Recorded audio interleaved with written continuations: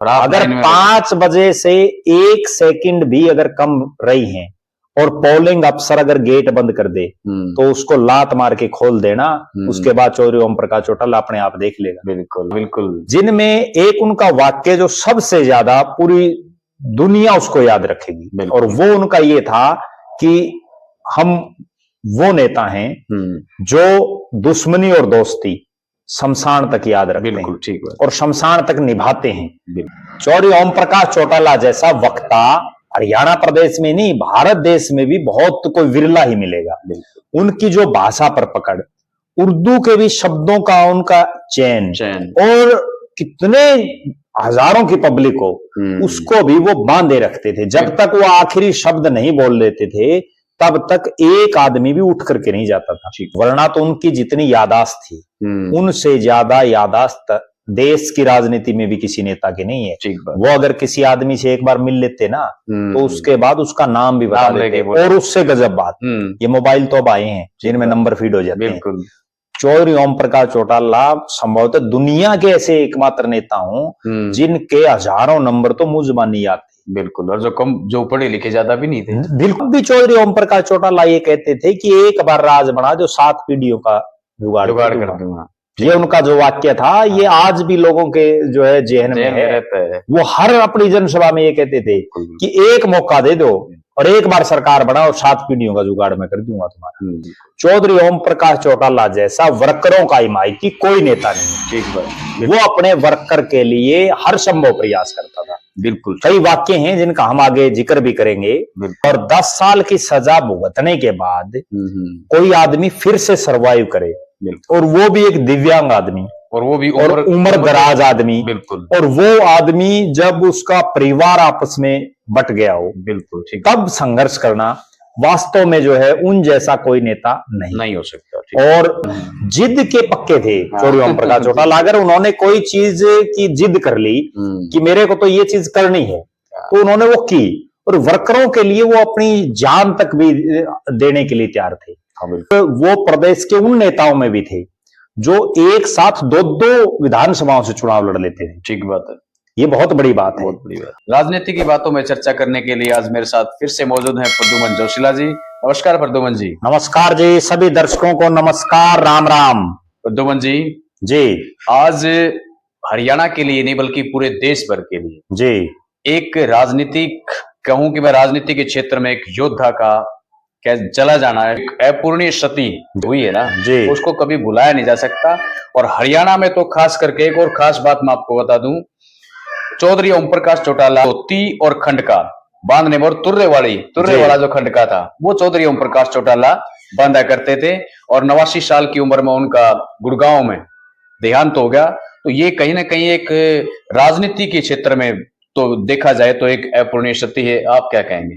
आज उनकी चर्चा जो करेंगे ना इसमें जी, वो उनके किस्सों को लेकर के, उनकी खास बातों को लेकर के, हालांकि सकारात्मक और नकारात्मक दोनों पहलू देखे जाते हैं। तो सबसे पहले तो हम जो चौधरी ओम प्रकाश चौटाला जी हैं जी, जिनका एक बहुत बड़ा राजनीतिक कद रहा और उनका एकाएक चले जाना जी बड़ा ही जो है ना केवल उनके परिवार के लिए बल्कि हरियाणा प्रदेश और देश के लिए एक बहुत बड़ी अक्षति है। बिल्कुल, तो हमारी तरफ से हम उनको जो है अश्रुपूर्ण श्रद्धांजलि देते हैं और परमपिता परमात्मा से प्रार्थना करते हैं कि वो उनको अपने श्री चरणों में स्थान दे, और जो उनका परिवार है उनको इस असामयिक जो घटना हुई है इससे संभलने का अवसर प्रदान करें। बिल्कुल, जैसा आपने बताया, चौधरी ओम प्रकाश चौटाला निश्चित रूप से ना केवल हरियाणा प्रदेश के बल्कि पूरे देश के बड़े नेताओं में उनकी गिनती थी। बिल्कुल, और एक वो दौर भी था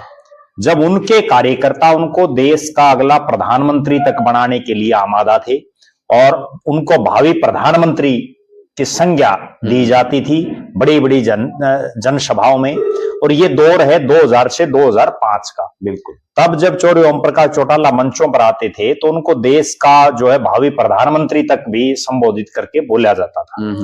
निश्चित रूप से सबसे बड़ी बात तो उनकी ये है कि वो खुद शरीर से पूरे नहीं थे, दिव्यांग या कह लीजिए या जो है उनका पैर और हाथ और पैर में जो है बड़ी दिक्कत थी जी। और उसके बावजूद जिस तरह का उन्होंने संघर्ष किया, क्योंकि उनका लगभग जो राजनीतिक जीवन था वो संघर्ष में ही बीता। लोगों को ठीक है, उनके राज भले ही वो 5 बार प्रदेश के मुख्यमंत्री बने, बिल्कुल, लेकिन उन्होंने 5 बार मुख्यमंत्री तो वो बने, लेकिन सिर्फ एक योजना को छोड़ के 2000 से 2005 वाली, बाकी तो वो कभी कुछ दिन के लिए, कभी कुछ महीने के लिए, इस तरह से वो प्रदेश के मुख्यमंत्री बने। जी बिल्कुल, ठीक है, वो सबसे ज्यादा बार मुख्यमंत्री प्रदेश के बने, ये एक रिकॉर्ड उन्होंने अपने नाम बनाया, लेकिन बहुत लंबे समय तक वो नहीं रह सके इस कुर्सी पर, और उस बात का उनको पूरी जिंदगी मलाल भी रहा होगा जरूर। अब जो चौधरी ओम प्रकाश चौटाला की अगर बात करें, राजनीति उनको विरासत में मिली, भले ही उन्होंने बहुत लंबा संघर्ष किया। उनके जो ताऊजी थे चौधरी शाहबराम, उन्होंने राजनीति शुरू की, और चौधरी देवीलाल जो उनके पिता थे, चौधरी शाहबराम के छोटे भाई, उसके बाद उन्होंने देश की सर्वोच्च जो कुर्सी है, प्रधानमंत्री के पद तक भी उनका नाम जो है चला गया था। ठीक है, वो उन्होंने कुर्सी वीपी सिंह को दे दी, वरना तो वो देश के प्रधानमंत्री भी बन जाते, लेकिन वो देश के उप प्रधानमंत्री तक रहे। चौधरी ओम प्रकाश चौटाला ने अपने जीवन में बहुत से चुनाव लड़े, बहुत बार वो हारे, बहुत बार वो जीते, और वो प्रदेश के उन नेताओं में भी थे जो एक साथ 2-2 विधानसभाओं से चुनाव लड़ लेते थे। ठीक बात है, ये बहुत बड़ी बात है। बहुत बड़ी बात। और एक आध बार एक मौका ऐसा भी आया कि वो तीसरे स्थान पर भी चले गए। तो कहीं ना कहीं ये कहा जा सकता है कि ओम प्रकाश चौटाला का पूरा राजनीतिक जीवन अगर हम देखें, पहला जो उन्होंने चुनाव लड़ा 1968 में एलनाबाद विधानसभा क्षेत्र से, जो उनका सिरसा जिले में ही है, बिल्कुल, वहां से उन्होंने चुनाव लड़ा और पहले चुनाव में ही हार गए। लालचंद खोड़ जी थे वहां, उन्होंने उनको हरा दिया। लेकिन उसके बाद चौधरी ओम प्रकाश चौटाला ने मुड़ करके नहीं देखा। बिल्कुल, और राजनीति में फिर उन्होंने बहुत से आयाम हासिल किए। एक वो समय भी था कि चौटाला गांव पड़ता है इनका मुख्य रूप से, जो एक तरफ राजस्थान से लगता है, एक तरफ पंजाब से भी लगता है, वो जो तेजाखेड़ा है। बिल्कुल, और वहां से आकर के उन्होंने हिसार लोकसभा क्षेत्र से भी चुनाव लड़ा एमपी का 1984 में। बहुत से लोगों को वो दौर याद होगा जब उनका मुकाबला चौधरी बीरेंद्र सिंह के साथ था। बिल्कुल, बिल्कुल। और वो चुनाव भी हार गए थे चौधरी ओम प्रकाश चौटाला। चौधरी ओम प्रकाश चौटाला ने अपना जो उनका खुद का गृह जिला था, जिसमें वो एलनाबाद से उन्होंने चुनाव लड़ा, उन्होंने रोड़ी विधानसभा क्षेत्र से कई बार चुनाव लड़ा, रोड़ी से वो चुनाव जीते भी कई बार। और उसके बाद उन्होंने वो उस धरती को छोड़ करके वहां भी चुनाव लड़ा, लेकिन उसके साथ साथ उन्होंने जींद जिले में अपनी राजनीतिक पांव जमाने का प्रयास किया। और उसी के मद्देनजर उन्होंने सबसे पहले नरवाना से चुनाव लड़ा। नरवाना तब ओपन सीट थी जी, और नरवाना से उन्होंने चुनाव लड़ा। नरवाना से वो जीते भी, नरवाना से वो हारे भी। और नरवाना में 1996 का एक वो चुनाव था जब वो तीसरे नंबर पर रहे। बड़ा गजब चुनाव था वो, और हो सकता है बहुत से दर्शकों को उन चीजों का ना पता हो। भी मेरे ख्याल से जी, 1996 का जो वो चुनाव था उसमें कई खास बात। एक खास बात तो ये थी कि जयप्रकाश जेपी एक ही दिन में 2 चुनाव लड़ रहे थे। बिल्कुल, वो हिसार लोकसभा से भी लड़ रहे थे और नरवाना से विधानसभा का लड़ रहे थे। और नरवाना की उस सीट पर 3 दिग्गज चुनाव लड़ रहे थे। रणदीप सिंह सुरजेवाला, जिनके पिता शमशेर सिंह सुरजेवाला का बहुत बड़ा राजनीतिक नाम था उस समय। चौधरी ओम प्रकाश चौटाला लड़ रहे थे, वो मुख्यमंत्री रह चुके थे। और जयप्रकाश जेपी लड़ रहे थे। जयप्रकाश जेपी इन्हीं चौधरी ओम प्रकाश चौटाला के साथ उन्होंने राजनीति भी की, क्योंकि वो पहले चौधरी देवीलाल की नर्सरी की पौध थी। और उसके बाद उस चुनाव में जेपी लोकसभा का चुनाव तो जीत गए, हरियाणा विकास पार्टी से थे जेपी। रणदीप सिंह कांग्रेस से थे और जो चौधरी ओम प्रकाश चौटाला अपनी पार्टी से थे इनकी। तो जेपी वहां जो नरवाना का चुनाव था, रणदीप सिंह सुरजेवाला जीते, 2 नंबर पर जयप्रकाश रहे और 3 नंबर पर ओम प्रकाश चौटाला जी रहे। तो कहीं ना कहीं उन्होंने उस हार के बाद भी कोई ये नहीं कि ग्राउंड छोड़ दिया, फिर उन्होंने फिर वापसी की। 2000 में उन्होंने नरवाना से फिर चुनाव लड़ा। बिल्कुल, और नरवाना से चुनाव लड़के वो जीते, जीत करके फिर प्रदेश के मुख्यमंत्री बने। लेकिन उसके बाद फिर क्या हुआ, मुख्यमंत्री रहते हुए उन्होंने फिर नरवाना से लड़ लिया। नरवाना और रोड़ी 2 विधानसभाओं से लड़ा था। नरवाना से वो रणदीप सिंह सुरजेवाला ने उनको चुनाव हरा दिया। उसके बाद नरवाना की सीट एससी रिजर्व होगी। फिर उन्होंने नरवाना के साथ लगता उचाना को पकड़ लिया, छोड़ा नहीं। मतलब जिद के पक्के थे चौधरी ओम प्रकाश चौटाला। अगर उन्होंने कोई चीज की जिद कर ली कि मेरे को तो ये चीज करनी है, तो उन्होंने वो की।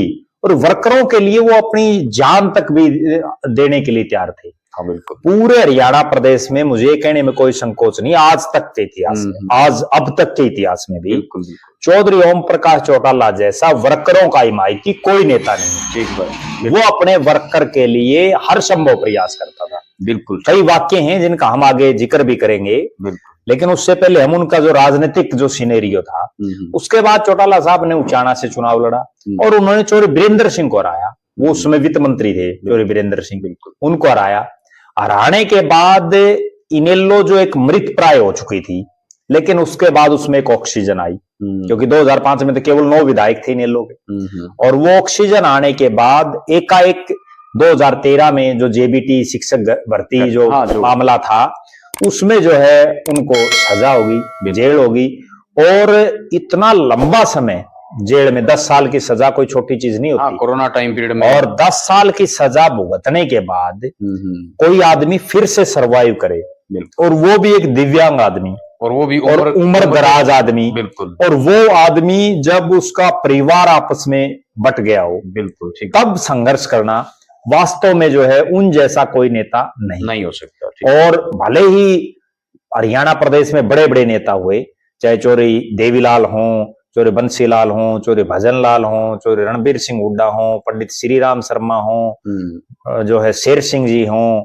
और जो है कृपाराम पुनिया हों, बहुत से नेता है, चांदराम जी हैं, चौधरी दलबीर सिंह हैं, लेकिन तमाम नेताओं में जिस तरह का कार्यकर्ता के प्रति जुनून चौधरी ओम प्रकाश चौटाला में था, वैसा किसी नेता में ना पहले दिखाई दिया, ना अब आज के सिनेरियो में। बिल्कुल। अब उसके बाद उनका क्या हुआ, जेल में, क्योंकि उन्होंने पढ़ाई बहुत ज्यादा नहीं की थी पहले बचपन में, और उसके बाद जेल में उन्होंने 10वीं की, 12वीं की, बहुत बड़ा रिकॉर्ड उन्होंने बनाया। और उस जब एक और बड़ी गजब बात उनकी ये थी कि 2019 में जब इनेलो टूटी, 18 में टूटी, 18 में, और 19 के चुनाव में सबको ये पता था कि इनेलो का कुछ नहीं बटना, तब भी चौधरी ओम प्रकाश चौटाला ये कहते थे कि एक बार राज बना जो 7 पीढ़ियों का जुगाड़ कर दूंगा। ये उनका जो वाक्य था, ये आज भी लोगों के जो है जेहन में है। वो हर अपनी जनसभा में ये कहते थे कि एक मौका दे दो और एक बार सरकार बना और 7 पीढ़ियों का जुगाड़ मैं कर दूंगा तुम्हारा। और वास्तव में उन्होंने बहुत से लोगों का किया भी है। चौधरी ओम प्रकाश चौटाला का जब राज था तो उन्होंने बहुत से लोगों का 7 पीढ़ियों का जुगाड़ किया भी है, बहुत है हमारी नजर में। बिल्कुल। अब अगर उनकी बात करें कि चौधरी ओम प्रकाश चौटाला की क्या बातें ज्यादा लोगों मैं अपना बता दूं जी, अब जो विधानसभा के चुनाव थे, वो लोकसभा के चुनाव जी, उन्होंने इस चुनाव के अंदर भी जितना उनसे हो सका मंचों पे गए, बिल्कुल, विधानसभा में भी प्रचार के दौरान एक्टिव रहे। लोकसभा और विधानसभा में 89 साल की उम्र में उन्होंने खूब जनसभाएं की, खूब गए, चलने में भी वो असमर्थ थे। बिल्कुल। उसके बावजूद उन्होंने जो है जितना उनसे हो सका उतना किया। और गजब बात उनकी ये है कि अभी उनके देहांत से कुछ ही रोज पहले तक भी वो जो है लगातार कैण मुकान ब्याह शादी अपने जितने जानकार थे उनके सबके जाते, ना केवल हरियाणा प्रदेश में, वो पंजाब में, राजस्थान में, दिल्ली में, उत्तर प्रदेश में, अभी पिछले दिनों भी बहुत जगह वो गए हैं। तो निश्चित रूप से किसी को ये लग ही नहीं रहा था कि चौधरी ओम प्रकाश चौटाला यूं एकाएक चले जाएंगे। बिल्कुल। मेरी भी बहुत बार जो है चौटाला साहब से लेकर के उनके परिवार के बहुत से नेताओं से बातचीत होती थी, तो ये दिमाग में ये रहता था कि ये सैकड़ा तो जरूर पार करें। बिल्कुल। और 10 दिन बाद ही उनका 90वां जन्मदिन था जी, कि ये जो है 100 साल जरूर पूरी करेंगे। बिल्कुल। क्योंकि जिस तरह की, भले ही वो जो आदमी 89 साल की उम्र में और जो है आज भी जनसभाएं कर रहा है, तो कहीं ना कहीं ये कहा जा सकता है कि वो और लंबा जीना चाहिए था। और 89 साल में भी और सलीके के साथ। बिल्कुल भाई, एक उम्र के साथ में दिमाग और कपड़े पहनने का तरीका या चलने का, लेकिन उन्होंने अपना जो तरीका था, देखो आप आखिरी जो समय था उनका, उसमें तो पिछले कुछ एक साल से उनका दिमाग कभी कभार काम करना भी बंद कर देता था, वरना तो उनकी जितनी यादाश्त थी उनसे ज्यादा यादाश्त देश की राजनीति में भी किसी नेता की नहीं है। वो अगर किसी आदमी से एक बार मिल लेते ना, तो उसके बाद उसका नाम भी बता देते। और उससे गजब बात, ये मोबाइल तो अब आए हैं जिनमें नंबर फीड हो जाते हैं। चौधरी ओम प्रकाश चौटाला संभवतः दुनिया के ऐसे एकमात्र नेता हूं जिनके हजारों नंबर तो मुंह जुबानी याद थे। बिल्कुल। और जो पढ़े लिखे ज्यादा भी नहीं थे, बिल्कुल, वो तो जो है बहुत ही कम पढ़े लिखे थे। ठीक बात। और इसीलिए तो कहते हैं कि ज्यादा पढ़े लिखे से कड़ा हुआ आदमी ज्यादा कामयाब है। और कड़े हुए थे, उन्होंने संघर्ष किया था, जेलें काटी थी, बड़े बड़े आंदोलन किए थे और सत्ताएं बदली थी, खुद सरकारें चलाई थी और उन विपरीत हालातों में उन्होंने सरकारें चलाई थी। बिल्कुल। देखो, राजनीति एक अलग चीज है, पार्टियां एक अलग चीज है, सबकी पार्टियों की अपनी विचारधाराएं अलग हैं जी। और ये खेती है जो नेता लोग करते हैं, लेकिन जो कह सकते हैं कि उनके अंदर जो खास बात थी, काबिलियत थी, जो उनके कई वाक्य तो ऐसे हैं पर दो मुझे जो सदियों तक याद रहेंगे। चौधरी ओम प्रकाश चौटाला जैसा वक्ता हरियाणा प्रदेश में नहीं, भारत देश में भी बहुत कोई विरला ही मिलेगा। उनकी जो भाषा पर पकड़, उर्दू के भी शब्दों का उनका चयन और कितने हजारों की पब्लिक हो उसको भी वो बांधे रखते थे। जब तक वो आखिरी शब्द नहीं बोल लेते थे तब तक एक आदमी भी उठ करके नहीं जाता था। ये उनमें एक अक्षमता थी और वास्तव में वो जमीन से जुड़े हुए नेता थे। उसका भी कारण मैं बताता हूं। उन्होंने बसों में भी यात्राएं की हैं, उन्होंने जो है पैदल भी खूब घूमे हैं। बसों में तो अभी पीछे तक घूमा करते हो। जब चौधरी देवीलाल जी पूरे पावरफुल थे तब भी वो बसों में घूमते थे। तो कहीं ना कहीं उनको एक एक चीज की नॉलेज थी कि बस में जाने वाला कितना परेशान है, आम किसान कितना परेशान है, मजदूर कितना परेशान है, छोटा व्यापारी कितना परेशान है। और चौधरी ओम प्रकाश चौटाला जी जो जनसभाओं में बोलते थे या वो जो है वैसे किसी के घर में गए हुए तब भी बोलते थे बहुत बार। उनके कई वाक्य बड़े याद करने वाले हैं। हाँ बिल्कुल। जिनमें एक उनका वाक्य जो सबसे ज्यादा पूरी दुनिया उसको याद रखेगी और वो उनका ये था कि हम वो नेता हैं जो दुश्मनी और दोस्ती शमशान तक याद रखते हैं। ठीक है। और शमशान तक निभाते हैं।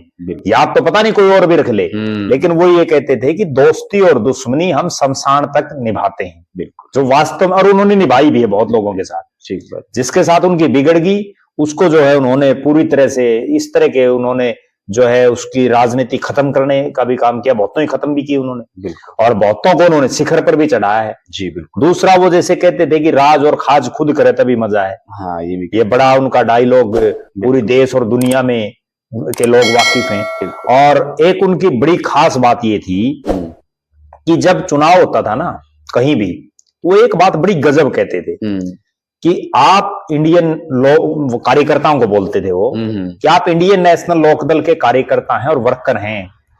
5 बजे तक का टाइम होता था पोलिंग का, कभी 6 हो गया तो 6 बजे। हाँ, ये 5 बजे पोलिंग का टाइम है और अगर 5 बजे से 1 सेकंड भी अगर कम रही है और पोलिंग अफसर अगर गेट बंद कर दे तो उसको लात मार के खोल देना।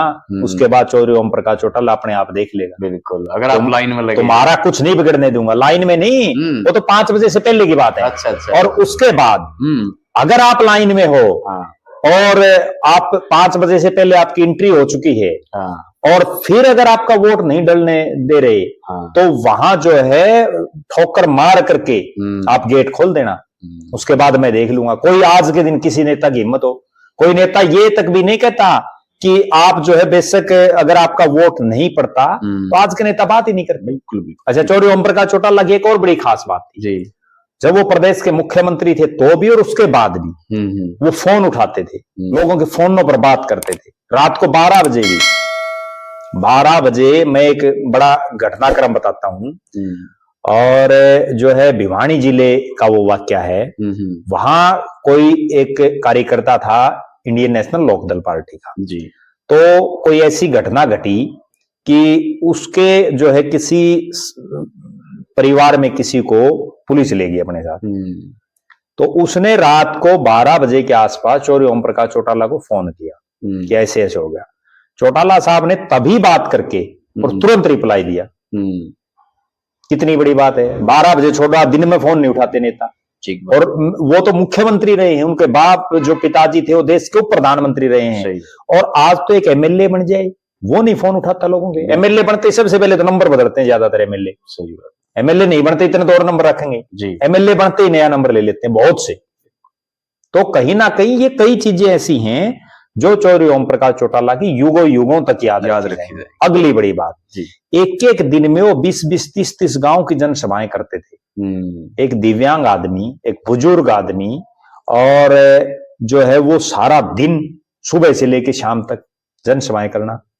वो प्रदेश के ऐसे इकलौते मुख्यमंत्री थे जिन्होंने सरकार आपके द्वार कार्यक्रम शुरू किया, जो वास्तव में उनकी एक बहुत दूरगामी सोच थी, और जिसका परिणाम ये रहा कि जो गांव के लोग डीसीएसपी से बहुत 2000 से पहले लोग डरा करते, बात नहीं, उनको पता ही नहीं था लोगों में डीसीएसपी कौन, आम लोगों को। और उन्होंने वो डीसीएसपी समेत तमाम अमला जो है जब सरकार आपके द्वार कार्यक्रम शुरू किए तो वहां जो है गांव में भेजा, और वहां लोगों की समस्याएं सुनी, सही काम भी किए। और एक और बड़ी गजब बात आज तक के हरियाणा के इतिहास में, जो 2000 से 2005 के बीच सरपंच रहे लोग, उनसे कभी दर्शक भी इस बात को बताएंगे, हाँ बिल्कुल, जो उनके गांव में सरपंच रहे होंगे, जितनी ग्रांटें उस दौरान चौधरी ओम प्रकाश चौटाला ने दी पंचायतों को, किसी ने नहीं दी आज तक। अब तो इलेक्शन के टाइम पर करते हैं, उन्होंने तो बिल्कुल खुला कर रखा था सिस्टम, लगाओ भाई। तो कहीं ना कहीं चौधरी ओम प्रकाश चौटाला की ये बातें युगों युगों तक याद रखी जाएंगी। अच्छा, अपने कार्यकर्ता का एक उनकी और बड़ी गजब बात थी, जब वो कहीं भी जाते किसी भी गांव में भाषण दे की शुरुआत जब वो करते तो सबसे पहले वो ये पूछा करते लोगों से, जैसे आई कनेक्ट करते और लोगों से सीधी बात करते, भाई सबसे पहले तो ये बताओ, कहीं बागड़ी बेल्ट में जाते तो बागड़ी बोलते, बिल्कुल बिल्कुल, जो है पंजाबी बेल्ट में जाते पंजाबी बोल देते, जो है रेवाड़ी महेंद्रगढ़ भिवानी उस साइड जाते तो अलग बोल देते, तो तमाम भाषाओं पर उनकी पकड़ थी। और जब मुस्लिम एरिया में मेवात की साइड जाते तो वहां जो है उसी हिसाब से वो बोलते।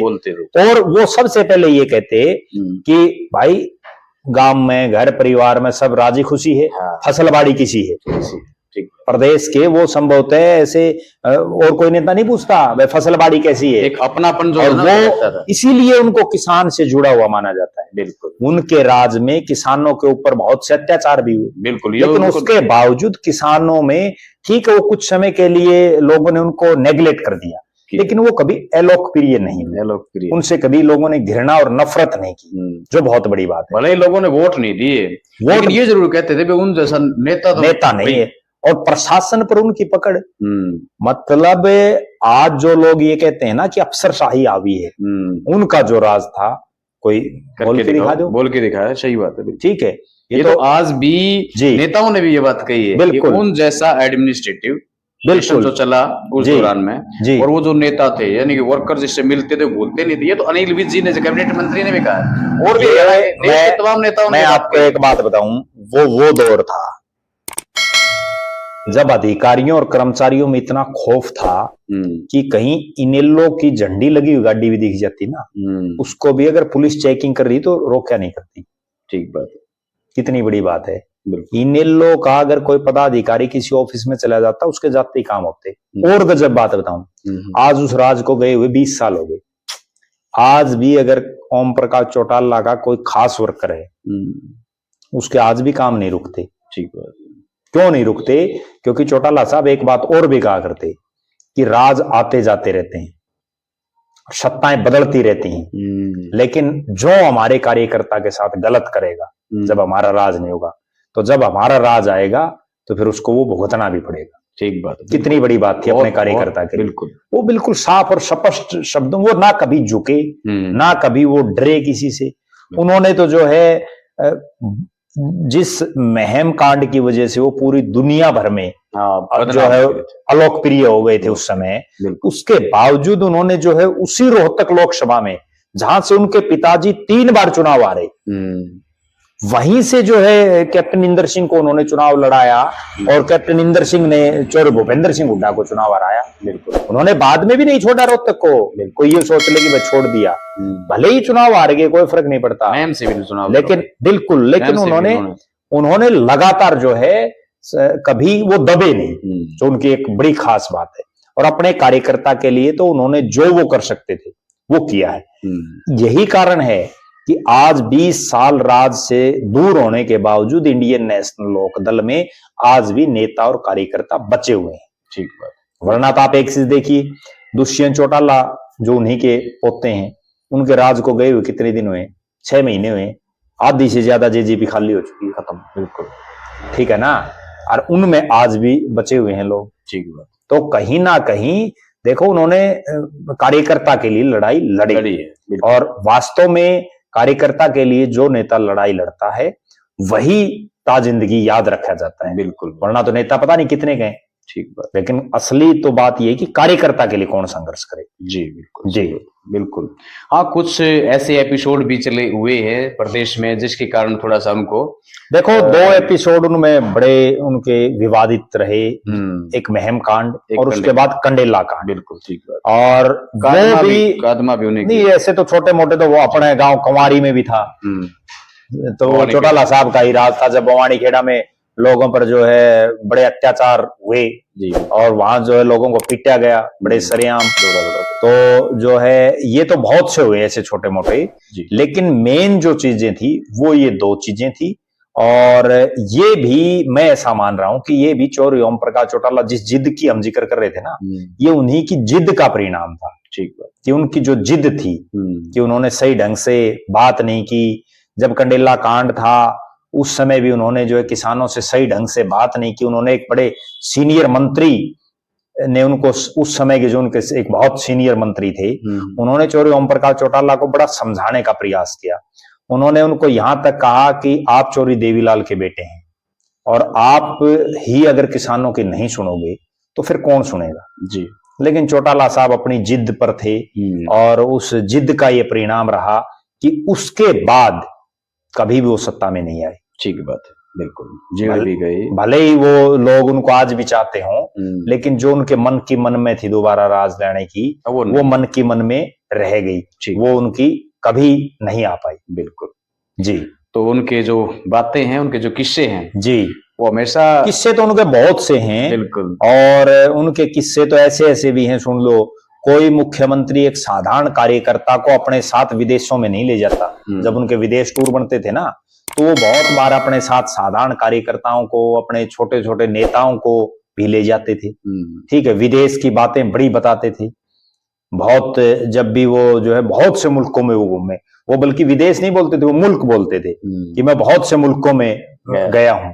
और संभवतः हरियाणा के इतिहास के पहले ऐसे नेता होंगे जो सबसे ज्यादा गए होंगे विदेशों में। और उनका विदेशों में एक घड़ी का प्रकरण भी हुआ था, जब वो विदेश में थे तो वो भी बड़ा चर्चा में था। और उनकी 2-3 जो चीजें हैं अहम, वो ये रही कि जब चौधरी देवीलाल देश के उप प्रधानमंत्री बने तो वो चौधरी रणजीत सिंह को जो है विधायक ये चाह रहे थे कि उनको प्रदेश का मुख्यमंत्री बनाया जाए। लेकिन उस समय चूंकि ये बड़े बेटे थे चौधरी देवीलाल के, तो ये मुख्यमंत्री बने। इसके बाद इनके परिवार में जो है वहां रणजीत सिंह ने अलग राह अपना ली, तो 2 फाड़ हो गया मामला।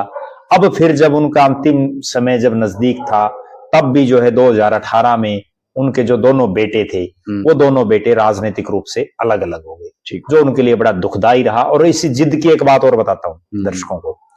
2018 में जब 7 अक्टूबर को गोहाना में रैली थी चौधरी देवीलाल की जयंती पर, वो पहले 25 सितंबर को थी, लेकिन उस दिन बारिश ज्यादा होगी, बारिश की वजह से वो कैंसिल करनी पड़ी। और वो बारिश इनेलो के खात्मे का जो है एक तरह से बन करके आ गई वो बारिश।